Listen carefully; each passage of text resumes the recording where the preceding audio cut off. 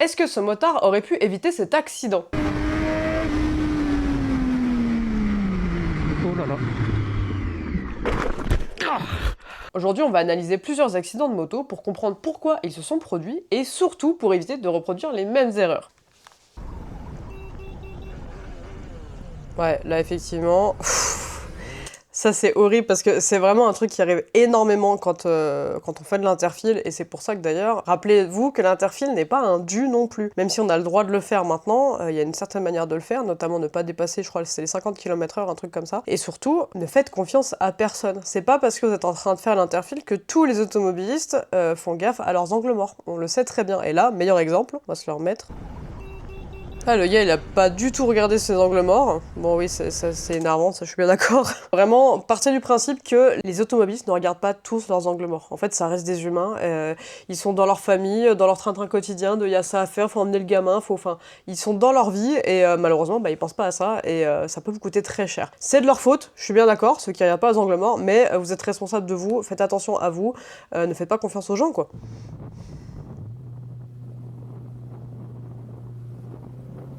Ah bah ah ouais, voilà. Ma meilleur exemple, ça reste aussi un humain. C'est pas parce qu'il est motard que qu'il est à l'abri de faire des bêtises, entre guillemets. Là, il a fait une erreur qui, effectivement, aurait pu lui coûter très cher. Autant la voiture, bon, dans la carrosserie, c'est pas bien grave. Mais là, pour le coup, le motard, ça peut coûter très cher. Donc vraiment, vérifiez vos angles morts. Bon, il a compris son erreur, c'est cool. Mais ouais... S'il vous plaît, regardez vos angles morts, c'est hyper important, parce que vous voyez comme ça va vite. Là, il fait un premier check, contrôle rétro, deuxième, il se dit ok, la voiture rouge elle passe, il a pas vu la deuxième. Waouh. Je pense qu'il a dû faire caca dans son caleçon. Voilà, c'est l'off-road. La flaque d'eau peut-être? Ah oui. Et zipette. Oula, dans la flotte.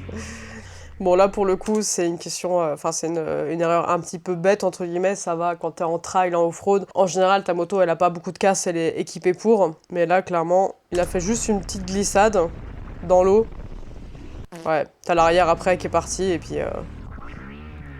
Ça arrive. Effectivement, là, je dirais, pour éviter que ça arrive, bien serrer la moto entre les jambes pour qu'elle soit, entre guillemets, comme dans un rail. En fait, c'est vraiment, en off-road, tu guides ta roue avant, tu la mets là où tu veux qu'elle aille, et ta roue arrière, elle suivra à partir du moment où tu restes bien figé. Enfin, figé. C'est pas le bon mot figé, parce qu'il faut quand même que tu sois souple, mais vraiment, tu tiennes bien ta moto entre tes genoux, et tu restes quand même souple sur le reste du corps, et ça permettra d'aller tout droit tranquillement. Bon, la caméra est à peu près dans le guidon. Qu'est-ce qui... Waouh. Attends. Attends. Il va tout droit. En fait, alors là, je pense que le gars, il est complètement ailleurs parce que clairement, tu vois, bah, il y a des lignes réfléchissantes, etc., des petits piou-piou réfléchissants. Et clairement, tu vois que la route se sépare en deux. Donc, je pense qu'il devait juste être dans la lune, là, pour le coup. Parce qu'il suit aucune ligne, hein. Vraiment, il y a 3 voies et il va en milieu des 2 voies. Je pense qu'il doit être dans la lune, à mon avis. RS660.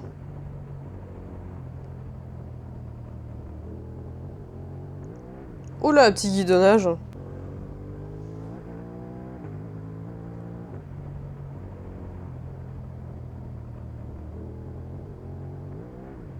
Alors là, je comprends pas pourquoi ça a guidonné. Premier abord, j'aurais dit, bah il a un peu accéléré, donc il a la roue avant qui s'est levée légèrement, et quand il a reposé, il avait la roue qui était pas droite, mais là, j'ai pas l'impression que c'était au moment où il accélérait.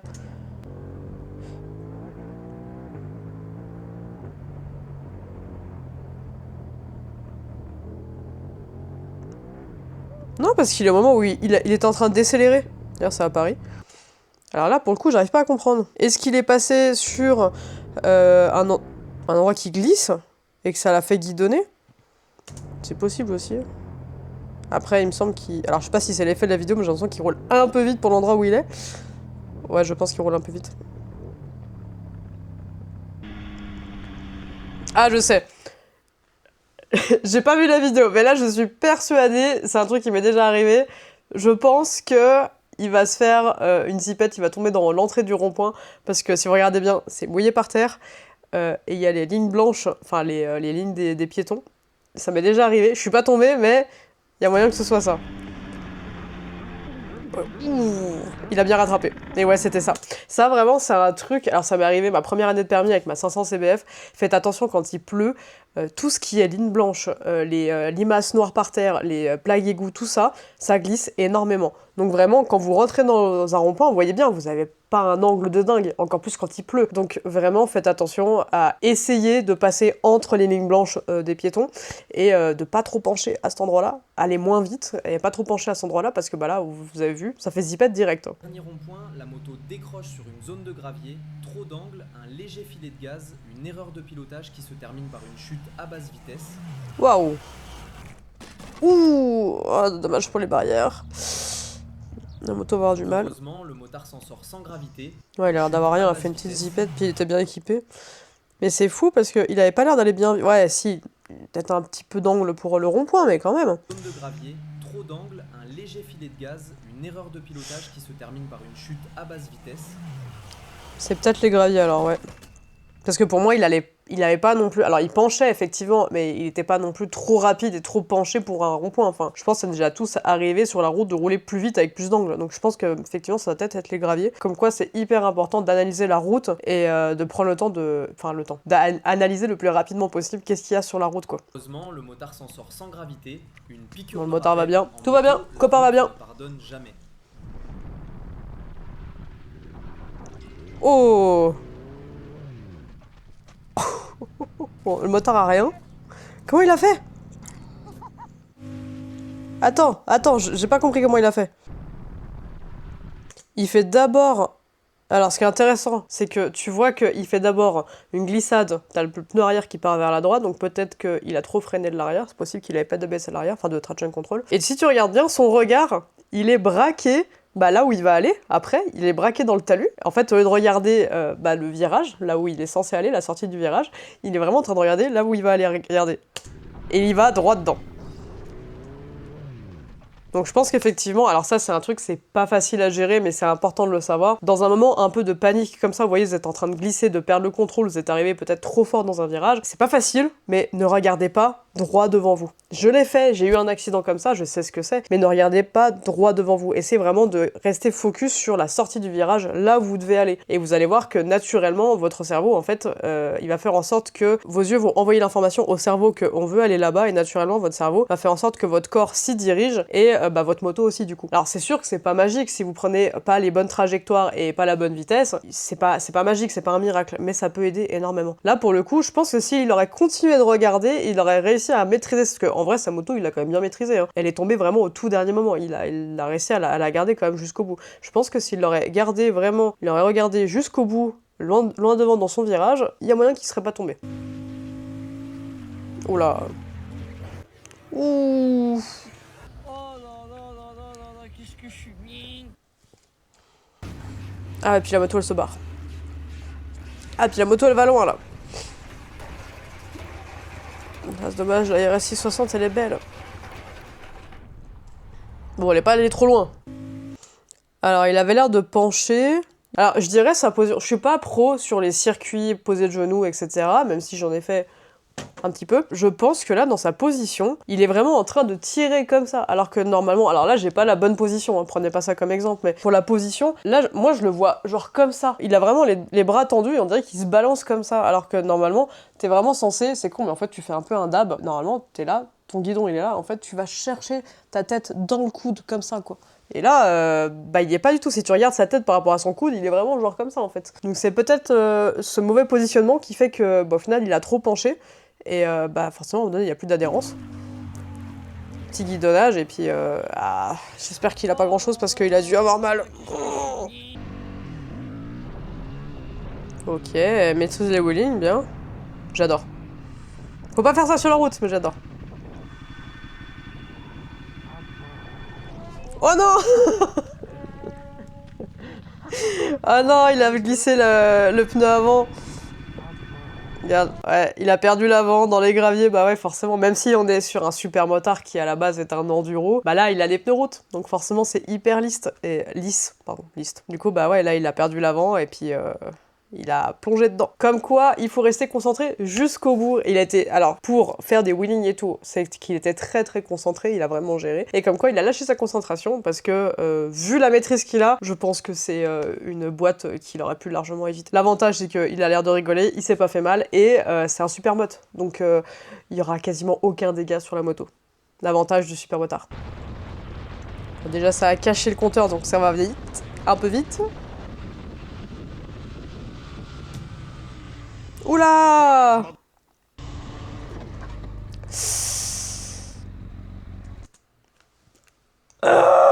On s'énerve pas contre les automobilistes. Vraiment pas, ni sur personne. Oui, je sais, je trouve ça un peu énervant. Mais attends, on va revoir. Comment c'est possible? Parce qu'il y a le premier motard qui est passé.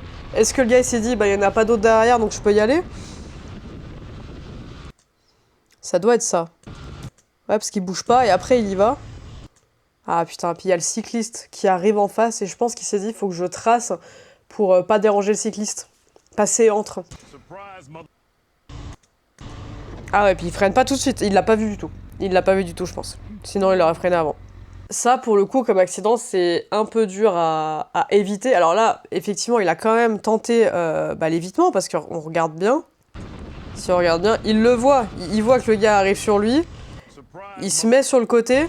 Mais après, ce qui est compliqué, c'est que si on regarde bien, bah, il va droit sur un nid de poule. À côté, on voit bien qu'il y a des graviers. Donc, se lancer sur un évitement pur et dur, on fait tac-tac. Je pense qu'il a eu une bonne analyse de la route. C'était un peu compliqué. Donc, il a essayé d'éviter comme il peut. Là, je pense qu'on pouvait difficilement faire mieux. Pour le coup, à un moment donné, quand quelqu'un coupe la route, déjà, il faut avoir le bon réflexe pour faire l'évitement et tout. Et il faut le faire correctement. Et bah, quand la route n'est pas propice à ça, c'est compliqué. Ok. Col de montagne. Ah, celui derrière, il a glissé. C'est bien, prévient le copain devant. Oula.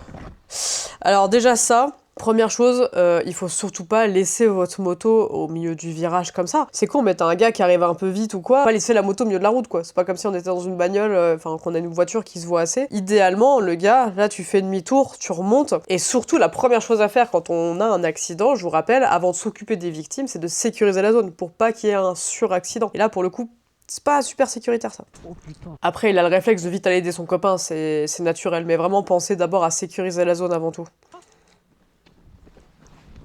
Ah, puis évidemment, c'est pas une barrière double glissière. Aïe aïe aïe. Ça va? La moto, elle est encastrée, mais qu'est-ce qui lui est arrivé? Vu l'état de la route, je pense qu'il y a dû avoir des graviers. Un peu. Ah, regardez, des graviers partout. T'as glissé sur ça là? Ouais, c'est ça. Ouais. Putain. Glissade sur les graviers. Effectivement, encore une fois, là, comment on aurait pu éviter cet accident? Alors, bien analyser la route pour pouvoir adapter son allure, son angle et éviter ça. C'est pas facile, mais voilà, la lecture de la route est ultra importante en moto. Autant de lire la route que l'environnement. Même les gens qui veulent nous couper la route, ou je sais pas, un cycliste, un enfant, un chien, ta mère, enfin j'en sais rien. C'est important quoi. Fracture du coude. Oula, ça va vite. Oh, il a fait tout droit. Est-ce qu'il arrive à s'arrêter quand même? Il est très serein. Comment il a fait tout droit? J'ai une petite idée, mais attends, on va regarder quand même. Donc il arrive un peu vite. Alors déjà, au niveau du placement, c'est con, mais il arrive dans le virage. Si on regarde bien. Dans le virage, là, il est au milieu de la route. Et en fait, à aucun moment, il se met sur le côté. C'est con, mais quand on arrive dans le virage, pour pouvoir avoir une bonne trajectoire, l'idéal, là, il aurait dû se mettre un peu plus sur la droite. Alors, à cette vitesse et à l'allure où il va et la caméra, comment c'est fait, la qualité, j'arrive pas à voir, peut-être qu'il y avait des graviers et que c'est pour ça qu'il a pas fait ça. Mais idéalement, on se met plus sur la droite et quand on voit son point de corde, et ben du coup, là, on va le chercher et pour aller dans la sortie du virage par la suite et avoir une bonne trajectoire. Là, c'est peut-être ça aussi qui a fait que... Mais aussi, il fait tout droit. J'ai l'impression qu'il ne regarde... Alors, je sais pas si la caméra, elle est là ou là, mais j'ai l'impression qu'il ne regarde pas du tout là où il veut aller. Comme celui de tout à l'heure. Attendez. Est-ce qu'on voit s'il bouge la tête ou pas? Peut-être pas. Si, donc la caméra, elle est sur sa tête. Donc effectivement, ce qui fait que tout le long, si on regarde bien, tout le long, sa caméra est sur sa tête. Donc vraiment, sa caméra regarde là où il regarde. À aucun moment, il regarde son virage. Il regarde tout droit. Donc encore une fois, votre corps va où vous regardez. Donc effectivement, je pense qu'il s'est rendu compte qu'il arrivait un peu fort, comme celui de tout à l'heure, il a une petite panique, et dans la panique, bah, il a regardé tout droit au lieu de regarder là où il devait aller. C'est pas facile à faire, hein, vraiment. Hein. Quand j'ai eu mon accident avec celle-là, j'ai tapé une voiture, mais j'étais encore sur la moto, et j'ai regardé tout droit dans le ravin. Et bah évidemment, j'ai fait tout droit, quoi. Alors que si j'avais continué de regarder la route qui d'ailleurs tournait à gauche, je suis sûr que j'aurais maîtrisé la moto, et voilà. Après, j'aurais pu faire demi-tour, on aurait pu faire le constat pour réparer le phare de la bagnole, et puis basta. Évidemment. Ouais, ça c'est vraiment un truc classique, malheureusement. Bon, ça, je pense que si vous avez déjà pris l'autoroute une fois dans votre vie, que ce soit en moto ou en voiture, vous vous rendez bien compte qu'il y a beaucoup de personnes, à partir du moment où ils mettent le clignotant, ils se sentent prioritaires. On va le rappeler quand même, c'est pas parce que vous mettez votre clignotant que vous êtes prioritaire pour doubler. Et vous êtes censé faire contrôle rétro et les angles morts. Malheureusement, il y en a, même en faisant leur contrôle, on les voit, ils y vont quand même parce qu'ils se disent, bah, de toute façon, celui derrière, il va freiner, quoi. On compte sur le fait que les autres soient responsables et pas nous. Et malheureusement, ça peut être dangereux. Donc soyez vraiment, encore une fois, hein, soyez vigilants, et c'est ce qu'il a fait, hein, même si bah, il fait bien de faire des appels de phare pour dire à la personne « Eh oh, mollo l'abricot, t'es pas chez ta mère ?» C'est bien d'être prêt à réagir, enfin de agir, et c'est ce qu'il a fait, quoi. En ralentissant et pas en essayant de s'imposer. Parce que c'est de pas vous imposer, hein, clairement, entre 2 roues et 4 roues, ils ont une carrosserie, nous non. Pas bon bail. Petite musique d'ambiance. Oula l'épingle, oula le tout droit. Ouais. Arrivé un peu vite, il s'est fait surprendre, je pense, il s'est dit « Oh, attends, il y a un virage, je l'avais pas vu. » Je l'ai, le virage. Et d'ailleurs, comme on peut le voir à la fin, comme celui d'avant, il a bien la caméra sur sa tête, donc on peut vérifier que il n'a pas regardé là où il devait aller. Là où il devait aller. À aucun moment, il regarde en bas. À aucun moment. Il regarde vraiment tout droit. Regardez. Donc, évidemment... Voilà. Donc heureusement, rien de grave, mais vraiment, pensez au regard, c'est vraiment... En fait, si je vous le dis quasiment à chaque vidéo qu'on parle justement de conseils pilotage, c'est pas pour rien. Vous voyez bien, là, sur toutes les vidéos qu'on a vues jusqu'à maintenant, il y en a déjà 3, où le problème venait aussi du regard, quoi. C'est fou, ça. Oh là là, celui-là, je crois que je l'avais vu passer sur les réseaux. Ouais, puis je crois que le gars, après, il a fait demi-tour, et le gars en Duster, il a dit que non, il était pas au milieu de la route. Ah ouais, voilà. Bon, on va pas remettre la scène, on n'est pas là pour regarder les prises de tête, mais ouais, là, vraiment, c'est ce qui est compliqué, parce que là, vous pouvez vraiment être en mode jarsouille avec les copains, en train de kiffer et tout ça, et t'as une voiture en face, qui se croit littéralement chez sa mère à être au milieu de la route. Non, mais là, il est même, regardez, il est même plus sur la voie du motard que sur sa propre voie. Et ça, malheureusement, c'est quelque chose qui arrive très souvent. Je le vois dans l'école de montagne, j'habite en Haute-Savoie, et clairement, ça arrive.